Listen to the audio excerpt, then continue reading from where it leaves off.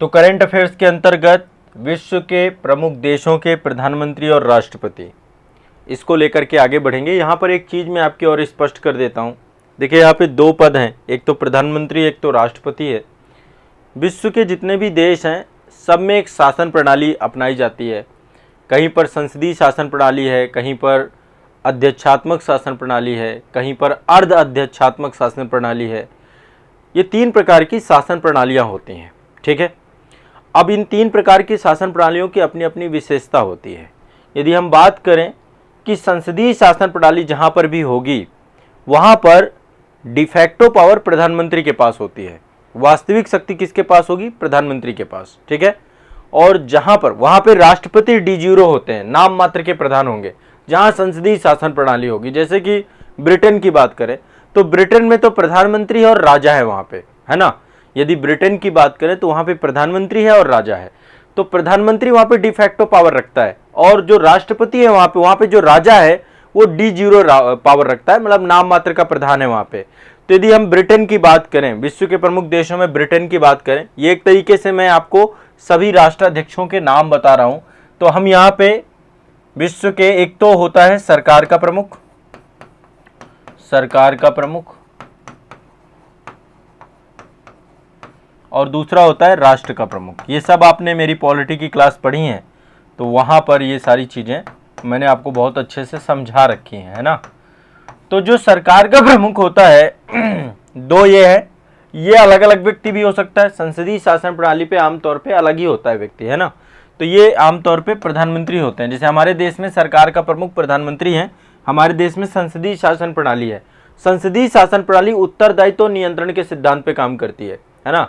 जितनी भी बॉडी होंगी आपकी वो सभी बॉडी, सरकार के तीन प्रमुख स्तंभ होते हैं, कार्यपालिका, विधायिका और न्यायपालिका। तो ये तीनों क्या करते हैं? आपस में चेक एंड बैलेंस, उत्तरदायित्व और नियंत्रण के सिद्धांत में बंधे होते हैं। तो जो सरकार का प्रमुख होता है प्रधानमंत्री, और यही वास्तविक प्रमुख होता है। और राष्ट्र का प्रमुख आपका कौन होता है? राष्ट्रपति होगा, या किसी किसी देश में राष्ट्रपति की जगह पर राजा हो सकता है। यदि किसी देश में चुना हुआ राष्ट्रपति चुना हुआ हो सकता है, जनता के द्वारा चुना होगा, या वहाँ पे पोलित ब्यूरो होते हैं उनके द्वारा चुना हुआ होगा। कोई ना कोई वहाँ पे एक सिस्टम होगा जिससे हमारे देश के राष्ट्रपति चुने हुए होते हैं। कौन चुनता है? देश की जनता। किसके माध्यम से चुनती है? अपने सांसदों के माध्यम से। हमारे देश में जो लोकसभा और राज्यसभा और राज्यों की विधानसभाएं हैं उनके चुने हुए प्रतिनिधियों के द्वारा राष्ट्रपति का चुनाव किया जाता है। तो अप्रत्यक्ष तौर पर हम अपने प्रेसिडेंट ऑफ इंडिया को चुनते हैं। तो यदि राष्ट्रपति चुना हुआ है तो वो देश कैसा हो जाएगा? गणतंत्र हो जाएगा। चलो थोड़ा समझ लो यहाँ पे। बाकी अभी राज्य व्यवस्था की जो नई क्लासेस आपकी मैम के द्वारा चालू की गई वहाँ पे तो समझाया जाएगा। और सरकार का प्रमुख यदि चुना हुआ है तो ये लोकतंत्र होता है आपका। लोकतंत्र मतलब जनता का शासन, है ना। सरकार का प्रमुख भी चुना हुआ है, राष्ट्र का प्रमुख भी चुना हुआ है, तो गणतंत्रात्मक लोकतंत्र। हमारे संविधान की प्रस्तावना में शब्द आता है गणतंत्रात्मक लोकतंत्र, यानी कि राष्ट्र का प्रमुख भी चुना हुआ यानी गणतंत्र। अब जैसे ब्रिटेन में क्या है? ब्रिटेन में राजा है। तो जब ब्रिटेन में राजा है तो ब्रिटेन का राजा चुना हुआ प्रतिनिधि नहीं है। वहां पे एक परंपरा के हिसाब से एक वंशानुगत तरीके से वो चल रहा है। वहां पे सक्सीसर हैं, उत्तराधिकारी हैं, वही एक उत्तराधिकारी के बाद उसी वंश का दूसरा उत्तराधिकारी है ना। तो अभी जैसे आपको पता है कि ब्रिटेन के राजा बने हैं प्रिंस चार्ल्स तृतीय, अभी उन्होंने लिया है, प्रिंस चार्ल्स तृतीय बने हैं ना। तो राजा जहां पर भी रहेगा वहां पे राजतंत्र रहेगा, राजतंत्रात्मक। वहां पे लोग गणतंत्र नहीं होगा। गणतंत्र का मतलब होता है राष्ट्र का मुखिया चुना हुआ होना चाहिए। तो राजतंत्रात्मक लोकतंत्र हो सकता है कहीं पे। आमतौर पे अब पूरे विश्व में या तो गणतंत्रात्मक लोकतंत्र है या तो राजतंत्रात्मक लोकतंत्र है। कुछ देश ऐसे भी हैं जो कि निरंकुश व्यवस्था भी चलाते हैं। तो या तो संसदीय शासन प्रणाली होगी या तो अध्यक्षात्मक शासन प्रणाली होगी। अध्यक्षात्मक शासन प्रणाली में क्या होता है? सरकार का प्रमुख और राष्ट्र का प्रमुख एक ही व्यक्ति होता है ना। वहाँ का प्रेसिडेंट होगा, कोई भी जो भी पद वहाँ पे बना के रखते हैं, अलग अलग पद होते हैं। तो आज के सेशन में हमें कुछ देश, प्रमुख देशों के राष्ट्राध्यक्षों के बारे में पढ़ना है, जिसमें से हम सबसे पहले ले लेते हैं ब्रिटेन के बारे में। ब्रिटेन, देखो ब्रिटेन में भी प्रधानमंत्री जो हैं आप सभी जानते हैं भारतीय मूल के हैं, ऋषि सुनक हैं। कौन है इस समय? लिखते जाइएगा, सब लोग लिखते जाएंगे भाई साहब, जितने भी हैं सभी लिखते जाएंगे, ठीक है ना। केशव मौर्य जी, मेरी जो भी बातें होंगी वो सारी सिर्फ और सिर्फ कथा की तौर पे नहीं सुनना है, जो बताऊं समझना है और अपने हिसाब से शॉर्ट में लिखना है। तो यहाँ के पीएम कौन है? ऋषि सुनक, और यहाँ के राजा का नाम है प्रिंस चार्ल्स तृतीय। ठीक है, प्रिंस चार्ल्स तृतीय। अब इसके बाद दूसरा प्रमुख देश है अमेरिका। अमेरिका के बारे में सभी जानते हो आमतौर पे, यूएसए के बारे में सभी जानते हैं। यहाँ पे एक ही पद होता है, राष्ट्रपति। वही सरकार का प्रमुख होता है, वही राष्ट्र का प्रमुख होता है, क्योंकि यहाँ पे अध्यक्षात्मक शासन प्रणाली है। तो जो राजा है वो माफ करेगा, अमेरिका का जो प्रमुख है उसका उनके राष्ट्रपति होता है, 4 साल का कार्यकाल होता है, हर 4 साल बाद चुनाव होते हैं। अभी ये जो बाइडन साहब, सभी जानते हैं इस आदमी का नाम, जो बाइडन। ठीक है, अमेरिका के राष्ट्रपति। मोस्ट पावरफुल संस्था के तौर पे आप इनको देख सकते हैं, मोस्ट पावरफुल संस्था होती है ये। इसके बाद फ्रांस की बात करते हैं। ठीक है, फ्रांस में इस समय कौन है? ये भी एक डेमोक्रेटिक कंट्री है ना, गणतंत्रात्मक प्रणाली है। विश्व में समानता, बंधुता, ब्रदरहुड, ये सब विचार यहीं से चालू हुए। संविधान की जो मूलभूत बातें हैं ना, वो यहीं से स्टार्ट होती हैं, फ्रांस से, फ्रांसीसी क्रांति के दौरान पे। ठीक है, तो यहाँ पर भी आपके 2 पद हैं, एक तो आपके राष्ट्रपति का पद है और दूसरा पद है, आप सभी मुश्किल से एक पद के बारे में शायद जानते हो, फ्रांस में भी राष्ट्रपति हैं और प्रधानमंत्री हैं। तो फ्रांस में जो वहाँ के प्रधानमंत्री हैं और राष्ट्रपति हैं, आप लोग ज़्यादातर राष्ट्रपति के बारे में ज़्यादा पढ़ते हैं। फ्रांस के राष्ट्रपति, फ्रांस के राष्ट्रपति का नाम है, आप सभी जानते होंगे, इमैनुअल मैक्रोन। कौन है? Emmanuel Macron. ज़्यादा चर्चा में यही रहते हैं, इमैनुअल मैक्रोन। पूरा नाम लिख लीजिएगा, इमैनुअल मैक्रोन। फ्रांस के राष्ट्रपति हैं इमैनुअल मैक्रोन, और वहाँ की जो प्रधानमंत्री वो है एलिजाबेथ बोर्न। एलिजाबेथ बोर्न पता होना चाहिए। देखो, और ये जब देखो, मेरा पढ़ाने का तात्पर्य यह है कि जब कभी भी ये बदलेंगे तो आप भी कुछ प्रमुख राष्ट्र जो है, मैंने कल पड़ोसी देश सारे लिखवा दिए थे, पड़ोसी देशों में कौन कौन से राष्ट्राध्यक्ष हैं। आज जो है मैं महत्वपूर्ण देशों को लिखवा रहा हूँ। IR में भी आपको ये चीजें पढ़नी होती हैं, इन देशों के साथ संबंध पढ़ते हैं आप। एलिजाबेथ बोर्न, ठीक है। तो ये 3 कंट्री हो गए, ब्रिटेन, यूएसए, फ्रांस। ठीक, अब आगे चलते हैं। नेक्स्ट अगला है आपका जापान। जापान, जापान की यदि बात करें तो जापान में भी राजा है। यहाँ पे राजा प्लस प्रधानमंत्री 2 पद होते हैं। यहाँ पे जापान में भी राजा होता है, आप में से कुछ लोगों को नहीं पता होगा, और पीएम का पद होता है। ठीक है, यदि जापान के राजा की बात करें तो इस समय है आकिशिनो। आकिशिनो यहाँ के राजा हैं, प्रिंस, क्राउन प्रिंस है यहाँ के। आकिशिनो, आकिशिनो जापान के राजा हैं इस समय, आकिशिनो। ठीक है, और यदि हम जापान के प्रधानमंत्री की बात करें तो इनका नाम है Fumio Kishida. Fumio Kishida, Fumio Kishida, ये आपके कौन है? यहाँ के प्रधानमंत्री हैं जापान के, ध्यान रखना है, फुमियो किशिदा यहाँ के प्रधानमंत्री हैं। ठीक, अब आगे चलते हैं। नेक्स्ट अगला जो कंट्री है, देखो इंपॉर्टेंट ही देखेंगे, ज़्यादा नहीं देखेंगे। अगला है जर्मनी। जर्मनी, इनके भी बता देता हूँ मैं आपको। जर्मनी में चांसलर का पद है, जैसे हमारे यहाँ पे प्रधानमंत्री का पद है ना, तो जर्मनी में चांसलर का पद है यहाँ पे। ठीक है, चांसलर होते हैं, राष्ट्रपति हैं और चांसलर हैं, 2 पद हैं यहाँ पे। ठीक है, तो यहाँ पे हैं जो यहाँ के चांसलर हैं जर्मनी के, इनका नाम है ओलाफ स्कोल्ज। जर्मनी के चांसलर कौन है? चांसलर ओलाफ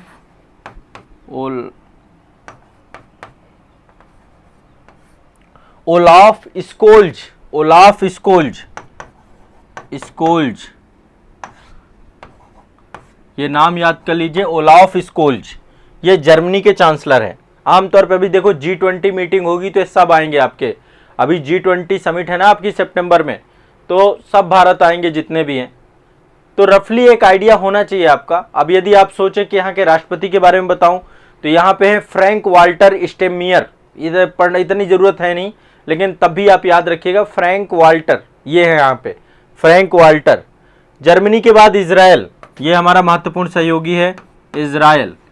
आमतौर पे इससे भी विदेशी संबंधों के बारे में चर्चा होती रहती है। भारत बहुत सारे जो है इजराइल के साथ जो है समझौते करता रहता है, खासकर हमारा रक्षा संबंध बहुत अच्छा है यहाँ से, टेक्नोलॉजी को लेकर के बहुत अच्छा है। तो यहाँ के पीएम के बारे में आप सभी जानते होंगे, बड़े ही बहुचर्चित प्रधानमंत्री हैं बेंजामिन नेतन्याहू, नाम सभी लोग जानते होंगे बेंजामिन नेतन्याहू। जो लोग करंट अफेयर्स से थोड़ा भी अवेयर है तो बेंजामिन के बारे में हमेशा देखते रहते होंगे, मोदी जी की बड़ी बनती है इनसे, बेंजामिन नेतन्याहू।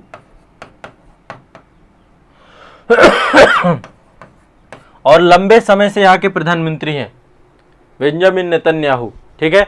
और यहाँ के राष्ट्रपति का नाम है इसाक हेरगोज, ज़्यादा मतलब इतना जरूरी नहीं है पढ़ने की, इसाक हेरगोज साहब हैं यहाँ के, ज़्यादा कहीं आपको ज़्यादा नाम यही मिलेगा बेंजामिन नेतन्याहू का, ठीक है। तो देखो कुछ प्रमुख कंट्रीज़ मैंने आपको यहाँ पे बता दी। अब सारी कंट्री तो आप लोग देखते रहिएगा, जहाँ कहीं भी भारत के प्रधानमंत्री जाते हैं, किसी भी राष्ट्राध्यक्ष से मिलते हैं, तो आप सभी उन सभी राष्ट्राध्यक्षों को एक बार जरूर से जरूर देखिएगा, ठीक है। ऑस्ट्रेलिया के मैंने कल आपको बता दिए थे एंथनी एल्बनीज, ऑस्ट्रेलिया के एंथनी एल्बनीज। हाँ, इस समय यूक्रेन का मैटर इतना चल रहा है तो यूक्रेन के आप सभी जानते हैं, ठीक है। क्या नाम है, जो है इनका जेलेंस्की, व्लादिमीर जेलेंस्की के बारे में आप सभी जानते हैं, व्लादिमीर जेलेंस्की। और व्लादिमीर पुतिन आपके रूस के हैं, तो रूस के बारे में चर्चा भी हो गई है। चीन के बारे में भी कल मैंने बता दिया था, शी जिनपिंग साहब हैं, ठीक है। यहाँ पे एक चीज देखिएगा, एक तो रूस है, रूस के व्लादिमीर पुतिन हैं आपके। रूस में ये सोवियत गणराज्य पहले हुआ करता था, तो रूस के आपके हेड कौन है, व्लादिमीर पुतिन, ठीक है। व्लादिमीर पुतिन राष्ट्रपति हैं और राष्ट्रपति प्रधान है यहाँ पर, ठीक है। यहाँ पे प्रधानमंत्री का पद भी है, मिखाइल मुस्तिन करके नाम है उनका, वो प्रधानमंत्री है रूस में। चीन में जो प्रधानमंत्री हैं वो राष्ट्रपति है, उनका नाम है शी जिनपिंग। चीन में भी राष्ट्रपति प्रमुख होते हैं शी जिनपिंग, ये कल मैंने आपको चर्चा की थी। और रूस में व्लादिमीर पुतिन है। अब ये आप देख रहे हैं, ये जो मैंने आपको बताई 5 कंट्री, यूएसए, फ्रांस, ठीक है, ऊपर ब्रिटेन भी होगा ना, हाँ, ये आप देखिए ब्रिटेन, यूएसए, फ्रांस, चीन और रूस, ये P5 कंट्री हैं, इनको परमानेंट 5 बोलते हैं। सुरक्षा परिषद में ये P5 कंट्री हैं, परमानेंट है, सुरक्षा परिषद के स्थायी सदस्यों में आते हैं आपके। ये P5 होने के साथ साथ N5 भी हैं। N5 मतलब न्यूक्लियर, इनके पास न्यूक्लियर शक्ति है। न्यूक्लियर शक्ति तो हमारे पास भी है, लेकिन हमारी न्यूक्लियर शक्ति को कहते हैं कि भैया आपने अवैध तौर पे बनाया है। अवैध क्यों बनाया है, क्योंकि इन्होंने तो बना लिया पहले, और बनाने के बाद ये कह रहे हैं कि आपको NPT की बात नहीं मानी, आपने NPT में साइन नहीं किया, नाभिकीय अप्रसार संधि पे आपने साइन नहीं किया। भैया नाभिकीय अप्रसार संधि कहती है कि विश्व से परमाणु शक्ति समाप्त कर दिए जाएंगे, परमाणु अस्त्र शस्त्र समाप्त कर दिए जाएंगे। अच्छी बात है, भारत भी समर्थन करता है कि परमाणु शक्ति को खत्म कर देना चाहिए, विश्व के तबाही का हथियार क्यों रखें हम। लेकिन ये कह रहे हैं हम अपने नहीं खत्म करेंगे, जो 1967 के बाद NPT में साइन कर रहे हैं ये कभी नहीं करेंगे, ना तो ये जल में, ना तो ये थल में, ना तो ये वायु में, है ना। परमाणु अप्रसार, किसी भी प्रकार का परमाणु परीक्षण नहीं करेंगे। फिर CTBT लेकर के आए, NPT और CTBT, ये सब मैंने आपको पढ़ाया है कहाँ पे ये दोनों पढ़ाया है मैंने आपको IR की क्लास में, NPT CTBT, ये जितनी भी चीजें हैं।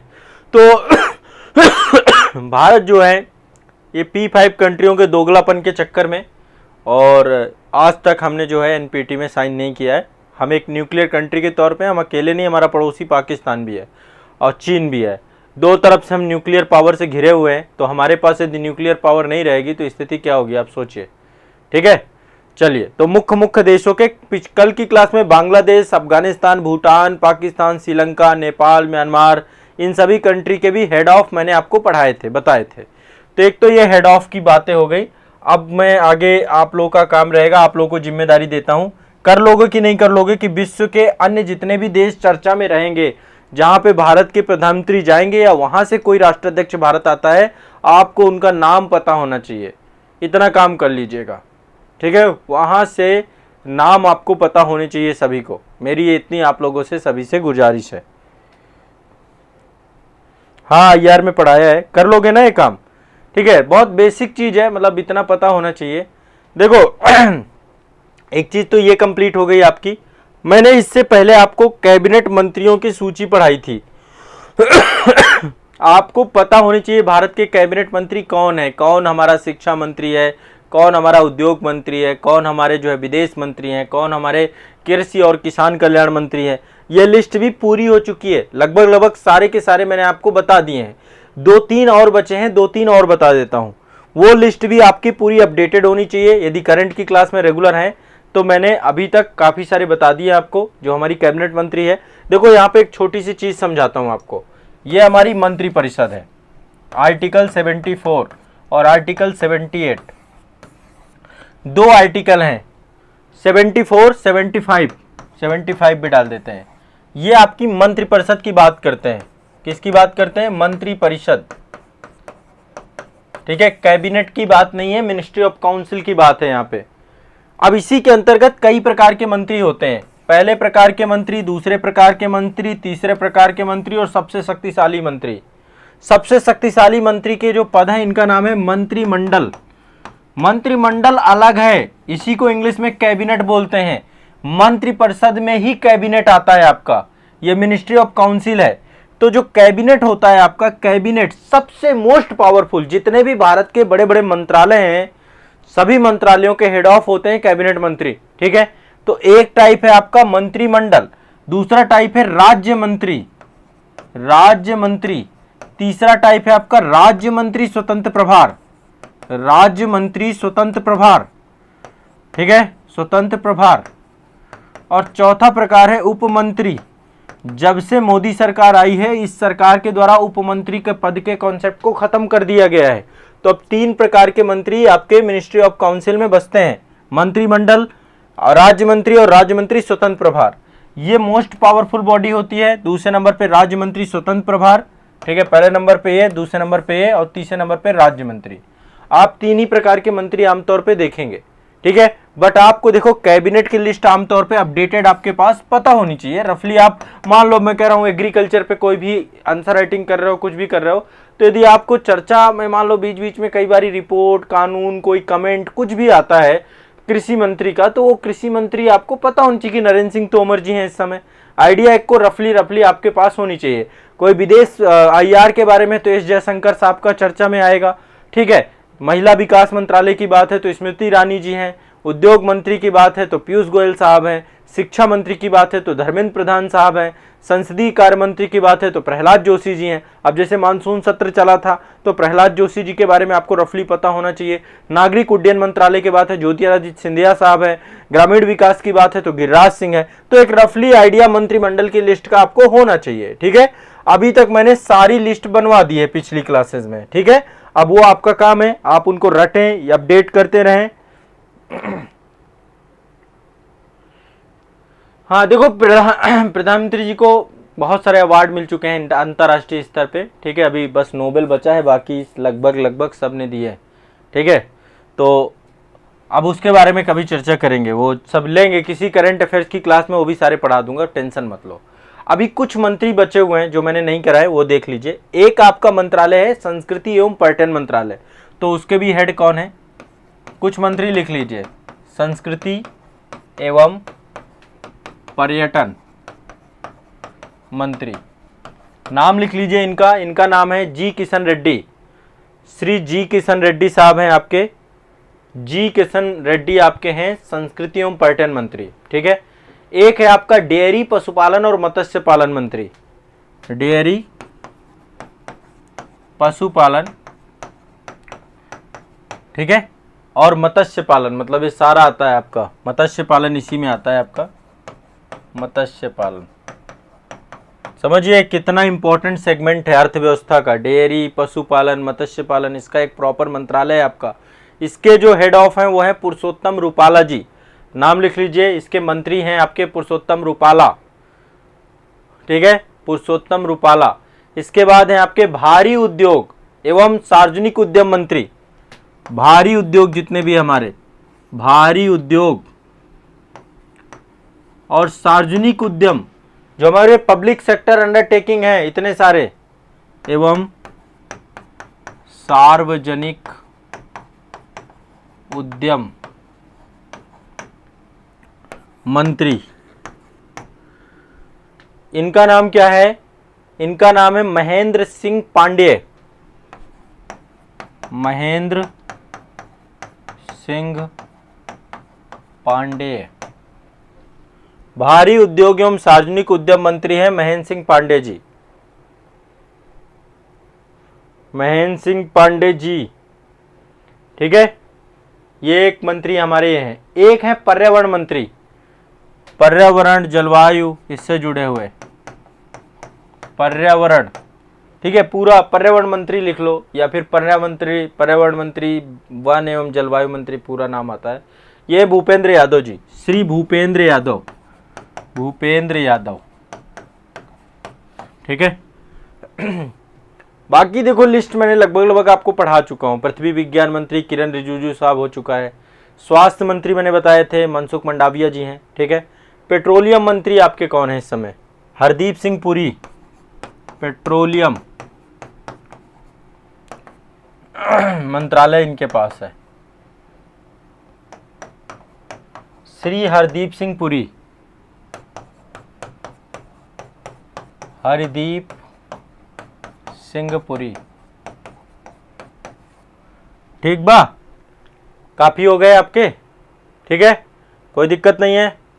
एक और लास्ट पढ़ लो, विद्युत मंत्री, विद्युत एवं नवीकरणीय ऊर्जा मंत्री पूरा है, विद्युत एवं नवीकरणीय ऊर्जा मंत्री।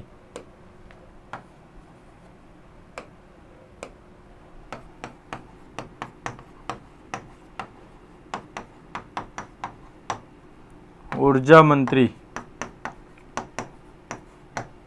विद्युत एवं नवीकरणीय ऊर्जा मंत्री हमारे कौन है इस समय? ये है राजकुमार सिंह, नाम लिख लीजिए, राजकुमार सिंह। बाकी कानून मंत्री मैंने बताया था अर्जुन कुमार मेघवाल हैं, सभी जानते हैं। जल शक्ति मंत्रालय गजेंद्र सिंह शेखावत के पास है। एक और है आपका खाद्य प्रसंस्करण एवं उद्योग मंत्री, खाद्य फूड प्रोसेसिंग को लेकर के, खाद्य प्रसंस्करण एवं उद्योग मंत्री। खाद्य प्रसंस्करण मंत्री कौन है आपका? यह है पशुपति पारस, पशुपति पारस, पारस, पशुपति पारस, ठीक है, खाद्य प्रसंस्करण एवं उद्योग मंत्री। बाकी रेल मंत्री आप सभी जानते हैं अश्विनी वैष्णव साहब हैं, पढ़ा चुका हूं। ज्योतिरादित्य सिंधिया जी नागरिक उड्डयन मंत्री हैं। ग्रामीण विकास मंत्री गिरिराज सिंह हैं, ठीक है। सामाजिक न्याय एवं अधिकारिता मंत्री डॉक्टर वीरेंद्र कुमार हैं, चर्चा हो चुकी है। जहाज रानी मंत्रालय सर्बानंद सोनोवाल के पास है। एमएसएमई सेक्टर सूक्ष्म लघु और मध्यम मंत्री नारायण राणे साहब हैं, चर्चा हो चुकी है। संसदीय कार्य मंत्री प्रहलाद जोशी जी हैं, बात हो चुकी है। शिक्षा मंत्री हमारे धर्मेंद्र प्रधान जी हैं, कल चर्चा हो चुकी है, ठीक है। पीयूष गोयल जी हमारे वाणिज्य और उद्योग मंत्री हैं, ठीक है। स्मृति ईरानी जी महिला विकास मंत्रालय हैं। अल्पसंख्यक मंत्रालय इनके पास अतिरिक्त प्रभार में है। अर्जुन मुंडा जी जनजातीय मामलों के मंत्री हैं, ये भी बात हो चुकी है।